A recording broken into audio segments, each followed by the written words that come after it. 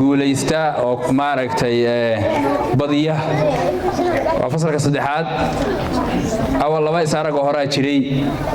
labaduba bareejay ahaayeen kaninkii saddexaad buu ahaa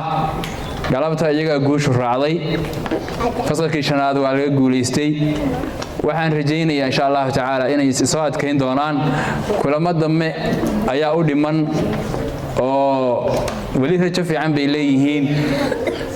marka in insha Allah taala guulaystaan waan rajaynayaa taasi waa inta guud ahaan insha Allah taala galabta intaas ay ku egtahay waxaan rabaa inaan sheego dhowr arrimood arrinta koowaad waxa weeye waxayna ku soo wajahan oo aad inoo ku dhow xilligii imtixaanka tartanka intaasaynu insha Allah taala ku joojinaynaa kan midka inoo xiga oo labada fasal oo afraadka iyo labaadka ah waxa insha Allah taala la qaban doonaa 5 bisha labaad maalin Arbaca waa la qaban doonaa hadii Ilaahay yiraahdo imtixaamaadkii iyo fasaxii teeramka ayaa ka soo horeeya markaynu isu soo noqono ayay inoo ahaan doontaa 5 bisha labaad insha Allah taala maalin Arbaca intaas waa inta waxaan kaloo rabaa inaan ku daro ardayay insha Allah taala daabuurka iyo maxaan ku iraahdo tartanka waa intaasaan ku joojinaynaa imtixaamaadkii baynu galaynaa hadii Ilaahay yiraahdo aad iyo aad in loo dadaalo oo wax la soo akhriyo oo qof walba casharadii loo dhigay uu aad iyo aad ugu soo dadaalo baan aad iyo aad idinku dardaarmayaa waxa ugu soo horeeya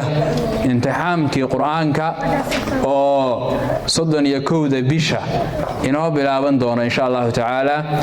maalinta talaadada ah oo soo socota marka inta hal dadaalo waxa kale inoo ku xiga maadooyinkii kale oo inoo bilaaban doona iyaguna insha Allah taala 5 bisha maalin xad inoo bilaaban doona wixii kale oo loo baahan yahay oo ardada looga baahan yahay marar kale aan idin sheegi doonaa laakiin waxa la rabaa guud ahaan inaad soo dadaashaan oo aad iyo aad u soo dadaashaan oo wax soo akhridaan oo waqtigiina aad wax ka bixisaan xilligii wixii aad leedin soo dhigay aad soo muraajacayn lahaydeen ayaa la joogaa insha Allah taala waxa jiri doona hadii Ilaahay yiraahdo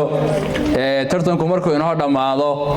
oo teeramka ardada imtixaanka gashay kaalimaha koowaad waa abaal marin doona insha Allah taala marka hal soo dadaalo aad iyo aad baa humaasantihiin waxaan u mahad celinayaa gaar ahaan guud ahaan macallimiinta gaar ahaan macallin Saacid iyo macallin Caaqil oo tartanka si habsami leh inoo ku waday aad iyo aad bay u mahadsan yihiin jazaakumullahu khayr ma leenahay idinkuna waad mahadsantihiin intaas aynu isku ognahay waxaan rabaa inaan insha Allah taala ku daro ardaydii quraanka loo muraajacaynayay oo biri subax lala ballamay insha Allah taala markaad soo quraacataan ay 2 saac tahay dugsiga qaybta xarunta weyn baad imaan doontaan muraajacadii baa la diin sameyn doonaa insha Allah taala marka aad baa mahadsantihiin cidii la ballamiyay way isgaranaysaa markay 2 saac tahay oo ay soo quraacdaan ha yimaadaan aad iyo aad baa mahadsantihiin jazaakumullahu khayr assalamu alaykum wa rahmatullah